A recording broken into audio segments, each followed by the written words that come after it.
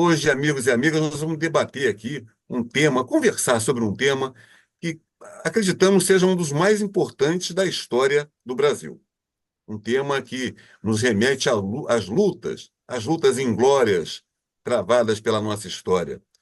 Vamos falar sobre a Revolta da Chibata, sobre Joaquim Cândido, o almirante negro, que liderou uma luta fantástica naqueles anos de 1910 contra o castigo aplicado aos marinheiros embarcados na Marinha Brasileira. Negros Online, uma realização da nossa Universidade Zumbi dos Palmares. Venha conhecer a Zumbi. Nossos vestibulares estão em andamento. Aqui você tem os melhores professores e a melhor formação para almejar aquela, aquele sucesso na vida profissional. Seja muito bem-vindo. E para poder falar, conversar conosco, com você, minha amiga, meu amigo, sobre esse tema tão importante para o Brasil e para toda a brasilidade, nós temos nada mais, nada menos que dois intelectuais fantásticos, professores da nossa Zumbi dos Palmares, professor Carlos Elias e professor Marcos Antônio. Vai ser uma conversa rápida, mas boa, que vai dar vontade de quero mais, tenho certeza. Então, para isso, nós vamos convocar aqui o nosso queridíssimo professor Carlos Elias para poder iniciar esse bate-papo de como ele vê a Revolta de Chibata, em que cenário que ela se colocou, como ela trouxe para o Brasil essa experiência de uma luta tão grandiosa que atravessou um século e ainda continua presente nas nossas memórias, e embora saibamos que ela ainda precisa ser bem contada. Professor Carlos Elias. Meu querido Eloy, meu eterno ministro da Igualdade Racial, estamos aqui novamente, uma alegria falar com nossos companheiros aqui, professor Marcos, sempre presente, nos auxiliando e trazendo esse bate-papo leve, né? Porque nós estamos em mês de comemoração e nada melhor do que comemorar revivendo a história como ela tem que ser contada, né? E nós temos esse tema tão interessante e tão gostoso que foi a denominada Revolta da Chibata, que, para vocês entenderem, foi nada mais do que um motim organizado pelos soldados da Marinha Brasileira, que ocorreu de 22 a 27 de novembro de 1910. A revolta foi organizada pelos marinheiros. Por quê? Porque a gente tinha castigos que os marinheiros sofriam quando não atendiam os seus superiores. E aí, por óbvio, é como eu sempre digo isso em sala de aula, toda organização ela tem que vir de um líder e de um grupo, né? E essa insatisfação foi motivada pelos castigos físicos e ela ficou conhecida pelo motim da insatisfação. Por quê? Porque o castigo físico era uma chibatada praticada pela Marinha contra todos os marujos que violassem as regras da corporação. Olha que interessante. Então, o marujo violava uma regra, ele ia para a chibata. O uso da chibata era uma punição bem característica da Marinha, herdado por onde? Da Marinha Portuguesa. Vejam vocês, olha que interessante. Sempre a questão europeia presente nas nossas coisas, né? E essa forma de punição só era dedicada aos postos mais baixos da Marinha. Ocupados por quem? Por negros e mestiços. Acho que é uma boa introdução para a gente seguir o raciocínio, não é isso, Eloy? Olha, é isso mesmo, é isso mesmo. E eu quero também acentuar que tem esses registros, que o professor Carlos Elias se referiu nesse momento, tem muitos registros disso. O primeiro grande registro assim, marcante que manteve viva essa memória e essas informações sobre aquele acontecimento foi o livro de Edmar Morel, da década de 1950. É um livro fantástico que deu conta de muitas informações sobre essa ofensa. Mas, mais recentemente, nós temos uma obra que é extraordinária, professor Carlos Elias, professor Marcos Antônio, amigos e amigas que nos acompanham aqui no nosso Negros Online. É o livro da professora Silvia Capanema. Foi lançado agora recentemente pela editora Malê, um livro que tem um conteúdo fantástico. Ele superou em informações aquele livro da década de 1950 e nos informa de uma maneira assim muito apaixonante, eu diria até, sobre a história daqueles marinheiros que se jogaram na luta contra a chibata. E esse dia, 22 de novembro, Então, nesse mês da consciência negra, nesse mês da luta antirracista, ganha dimensão e importância. Professor Marcos Antônio, como a gente vê esse cenário de lutas e de importância dessas datas para a formação da nossa juventude e da luta antirracista nesse tempo de tantas lutas e tantas transformações que passamos? Em primeiro lugar, registrar a alegria de estar ao lado de Eloy, de Carlos Elias, dois bons amigos, ao lado de todos os que estão nos acompanhando aqui também. Mas a pergunta que eu faço como introdução de resposta é: quantas abolições ainda precisaremos? A questão proposta por João Cândido, ela tem o poder, o condão, a potência, né, de um procedimento de libertação também. Como nos orientou o Carlos Elias, né, sempre isso recai sobre negros e mestiços, que são as baixas patentes ou soldados. Ou seja, nós podemos simbolizar isso como uma população, como aquele conjunto de pessoas que foi colocado à própria sorte. Não se faz a emancipação por decreto. Foi necessário o decreto, mas ele não representou aquilo que é necessário até hoje em termos de emancipação. Nós temos que observar esses exemplos, aprender com a história. Esse livro recente o da Capanema, né, que é uma obra incrível, cheia de documentos importantes que devem ser realmente vistos, olhados, né, para que nós tenhamos noção do quanto isso foi duro, foi cruel. E, na verdade, eu olho para todas essas situações e percebo as nossas lutas diárias ainda, né? Eu levo essa questão da revolta da chibata para o nosso transporte coletivo.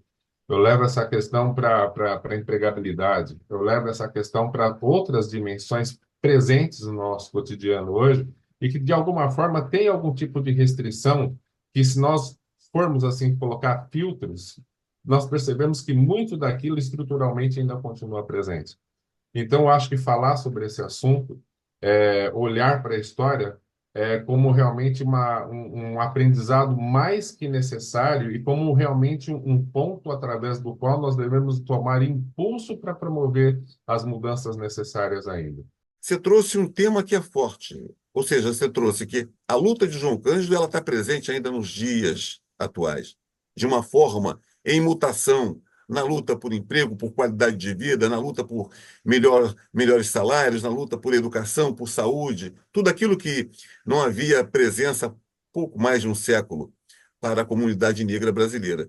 E nesse cenário, nós ainda estamos com é, uma cobrança.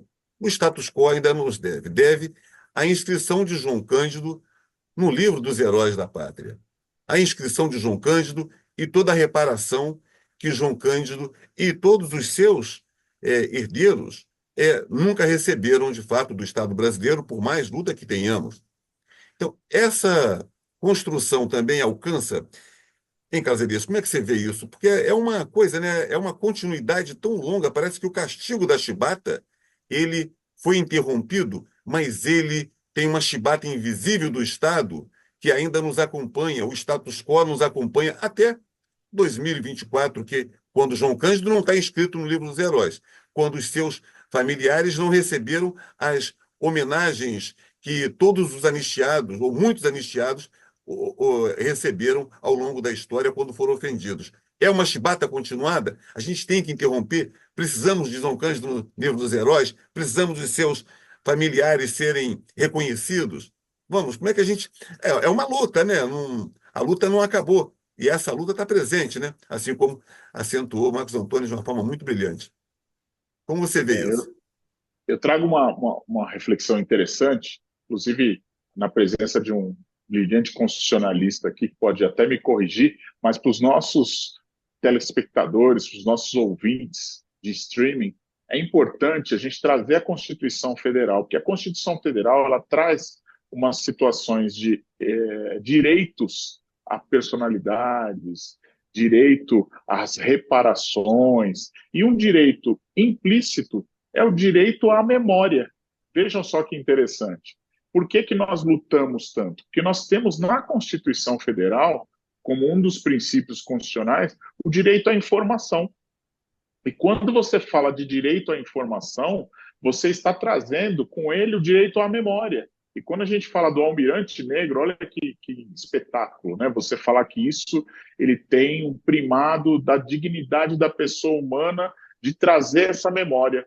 Por conta disso, até por nossos programas, por nossa insistência, e eu trago aqui para vocês uma novidade, o Ministério Público Federal ele instaurou um inquérito civil para a restauração dessa memória propriamente dito, com direito à inscrição do nome nele como herói da pátria e da inserção nos museus propriamente dito, né? Por quê? Porque neste inquérito civil a gente apura a anistia política, o regime jurídico que ele foi submetido, o direito à reparação, para que seus familiares tenham compreendido isso.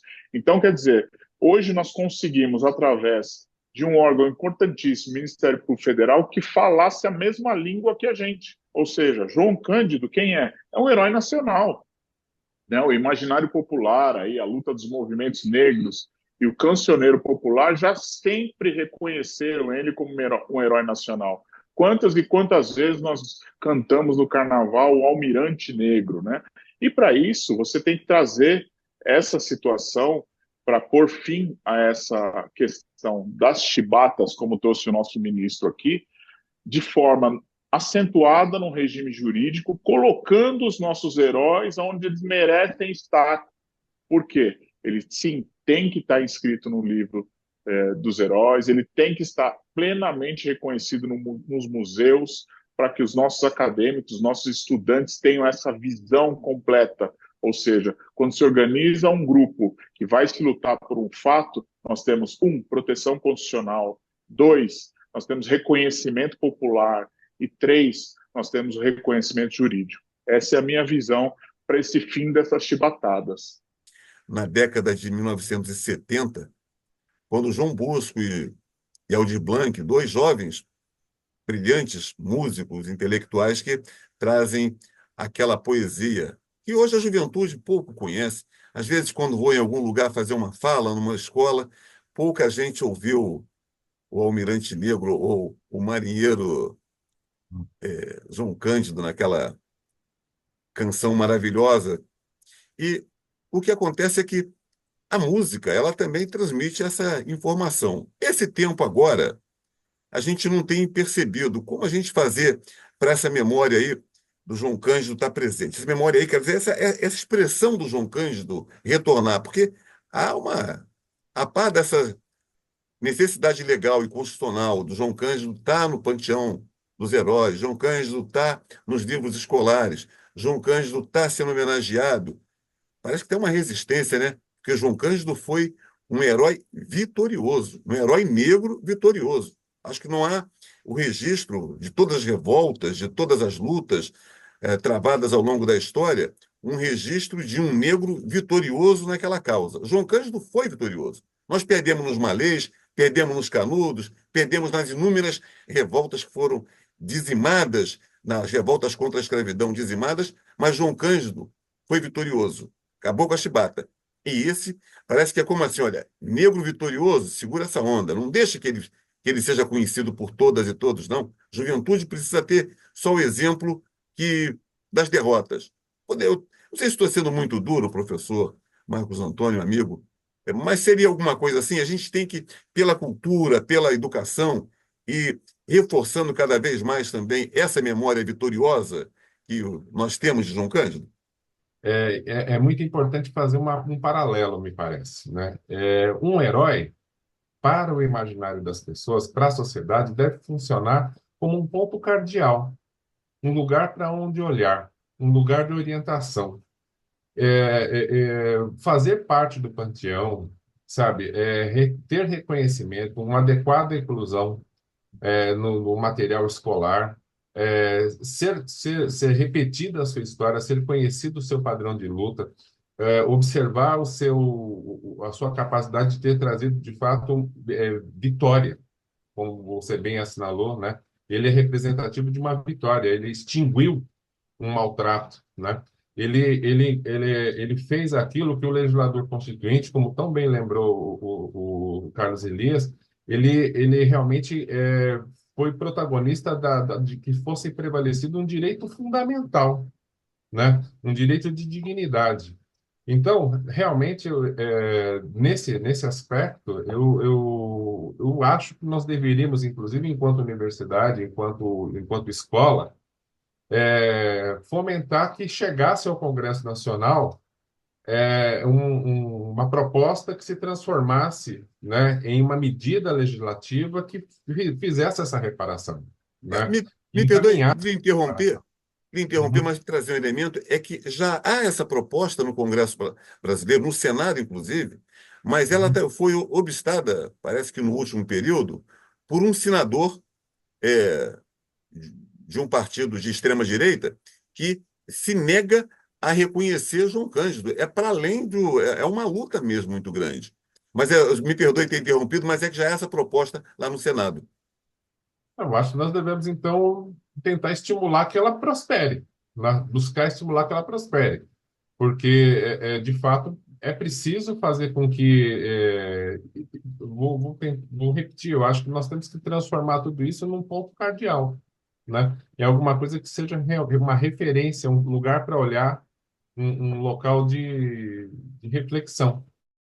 A gente tem legislações, tem história, tem memória, e há uma necessidade também de ter uma certa movimentação da sociedade, né, para poder, isso que o professor Marco Antônio falou, como a gente pressionar essas, o status quo, de alguma forma, presente na representação democraticamente eleita nas casas legislativas, para que evoluam para isso, ou estimular os municípios e os estados para isso. Uma ideia assim, para a gente fazer o seguinte: João Cândido, se não é herói para vocês, ele é herói para o povo brasileiro e nunca deixou de ser. Alguma coisa assim, uma grande campanha nacional, quem sabe instar nossos Zumbi dos Palmares para esse feito. Hein, professor? Então, o caminho natural seria fazer com que esse assunto entrasse pelas comissões, né?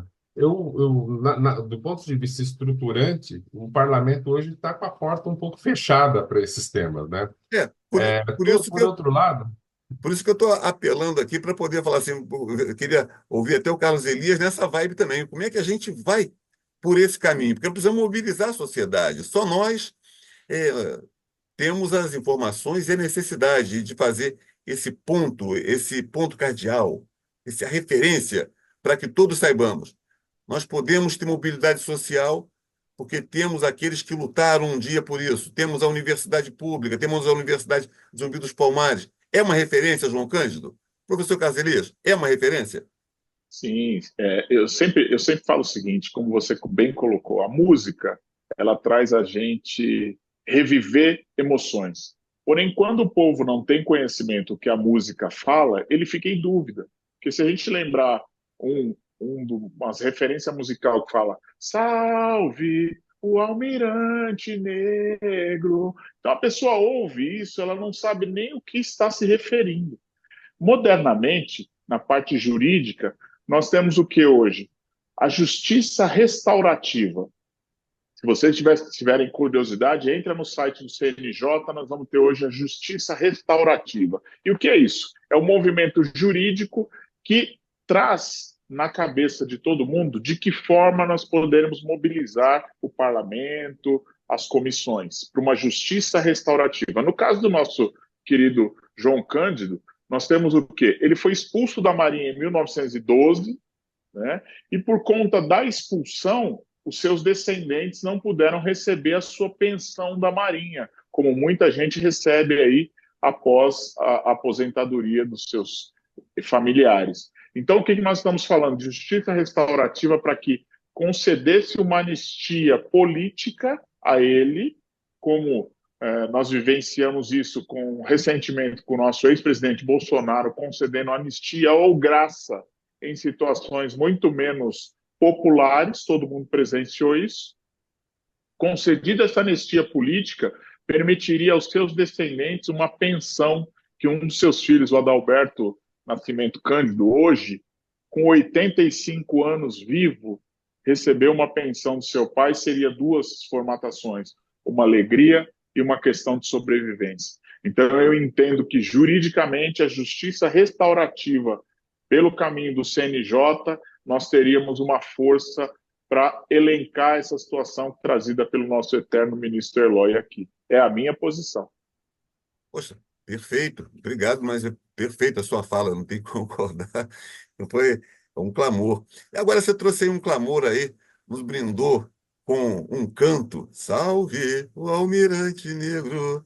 Então, mas vamos consultar a nossa produção, nosso querido Xavier, Carlos Xavier, que nos produz aqui no programa. Xavier, é possível a gente ouvir ao fundo do nosso programa de hoje uma homenagem a João Cândido, né? Ou no final? Pensa aí depois. Vocês vão ouvir João Cândido, essa música que nos é, fez pensar que é possível. É possível e nós podemos, os negros e as negras podemos construir um mundo melhor. E João Cândido acabou com uma infâmia, que era o castigo da chibata. Então, eu acho que a gente fica animado. Eu não sei se falar de João Cândido é um negócio assim, é da luta e da vitória, é do sonho, da esperança, é da utopia de um mundo melhor. É mais ou menos isso, hein, professor Marcos Antônio? Vamos pensar.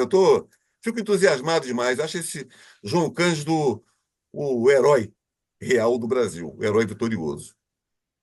Eu acho que, sinceramente, nós podemos falar de futuro, né? Falar de João Cândido é falar de futuro, é falar de inclusão, é falar de pertencimento, é falar de empatia, é falar de convivência, é falar de dignidade. Eu acho que ele é um representante distinto de todos esses valores. E penso que, de algum modo, parte do seu legado, decorrente do seu esforço, do seu próprio sofrimento, foi bem também, de algum modo, aprendido. E estamos aqui, muitas vezes, nem nos lembrando diretamente do fato, mas estamos aqui, todos nós, como representantes também da luta dele. E vocês sabem, João Cândido não deu um tiro, ou seja, não tem responsabilidade na luta toda para poder acabar com a chibata, porque foi a resistência de liderar toda a fragata para poder obrigar o governo a acabar com aquele castigo. Mas não vitimou inocentes. Ele buscou defender a humanidade, a civilização.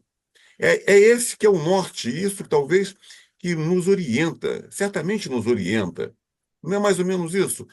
É, professor Carlos Elias, vamos estar aqui trabalhando assim, já chegando ao final, deixando com certeza essas memórias, né, que vão ficar.